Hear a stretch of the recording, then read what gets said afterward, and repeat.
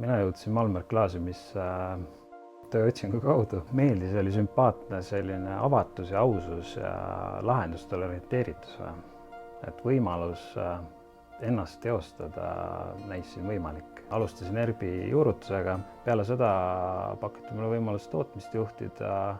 Oli selge visioon, mida teostada ja asusime sellega teele. Mina näen Malmer Glaasiumi arengut järgneva 3-5 aasta jooksul sääraselt pühendume digitaliseerimisele, automatiseerime oma ennekõike admin poole protsesse, kui ka tehase hoogu. Et tänane käsitöö ühel hetkel muutub seadmepõhiseks. Oluline on see, et ka Malmer Glaasium hoiab oma kultuuri, pakub teostusvõimalust, on lahendustele orienteeritud ja lubab eksida. Et läbi katsetamise me kõik õpime ja muutume paremaks.